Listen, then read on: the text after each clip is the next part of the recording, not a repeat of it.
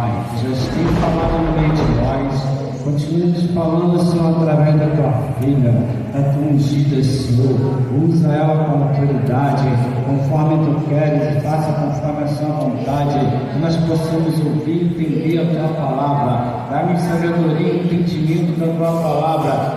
Prepara nossos corações, nossas mentes, para que nós não venhamos, Senhor, desviar, Senhor, a nossa atenção e receber a tua palavra que vai nos trazer nesta noite. Abençoa tua filha, seja com ela, em nome do Pai, do Filho e do Espírito Santo de Deus. Aleluia. Eu confesso que eu fiquei ali vendo 1000 versículos. Eu até ia ministrar na palavra devocional e por fim o Senhor me tocou. E Deus verdadeiramente, mais uma vez, usa o nosso amado diácono Globo, porque por mim eu ia em Atos dos Apóstolos, por mim eu ia na devocional, por mim eu falava de Davi, né? Mas a palavra desta noite está no livro de João, capítulo 11. Vai falar da ressurreição de um amigo do Senhor Jesus.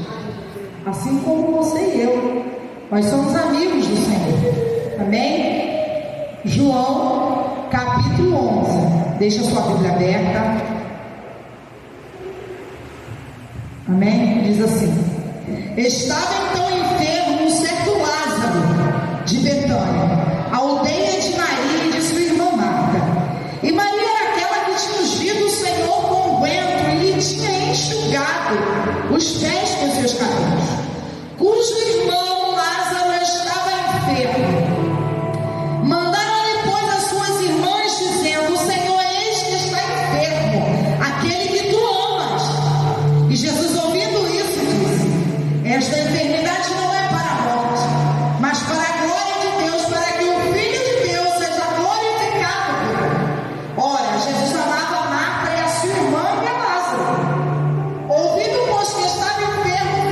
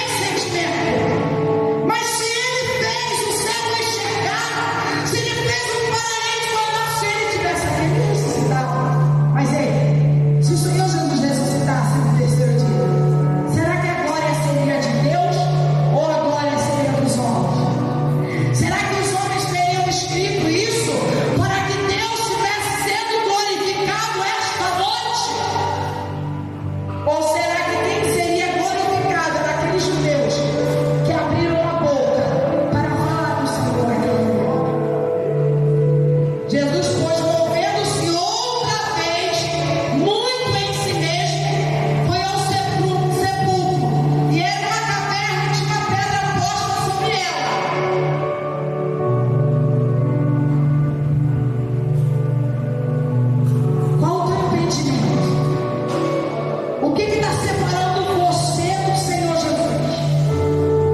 O que tem te separado? O que tem te limitado entre você e Deus? Qual é a pedra que você tem posto sobre a tua vida para não adorar, para não buscar, para não profetizar, para não falar, para não evangelizar? Qual é a pedra da tua vida? A pedra de Lázaro estava aqui. A Bíblia vai dizer, olha só: eu sei que sempre já chega a nossa. Eu bem sei que sempre me ouve, mas eu disse isso por causa da multidão que está ao redor, para que creiam que tu me enviaste. Mesmo Deus, mesmo o Senhor Jesus sendo Deus, mesmo Ele fazendo todas as maravilhas e prodígios, Ele ainda tinha que mostrar para aquele povo hipócrita, aquele povo egoísta, aquele povo perseguidor, aquele povo acusador, que Ele era Filho de Deus. Eu bem sei que sempre me ouve, mas eu disse isso por causa da multidão que está ao redor, para que creiam que tu me enviaste. E tendo dito isso, clamou com grande voz: Lázaro, vem para fora. Existem coisas que Deus vai fazer por mim e por você aqui no céu. Existem coisas que Deus vai fazer, porque Ele é Deus. Mas o que você tem feito para arrancar a pedra do teu caminho? O que você tem feito para profetizar sobre o vale de ossos secos? O que você tem feito? Será que você tem sido como Jeremias? Quando o Senhor chega e fala para você: levanta-te e desce para a casa do oleiro. Você tem feito? Será que diante do sepulcro você tem tirado a pedra, tem arrancado a pedra para ver o milagre acontecer? Sabe, igreja, eu ouço muitas pessoas falarem: por que nós não vemos mais prodígios e maravilhas na casa do Senhor? Porque estamos na nossa zona de conforto. Porque estamos acomodados em vir no culto e esperar do pastor, esperar do dirigente do culto, que ele vai fazer algo para movimentar o Espírito Santo. Nós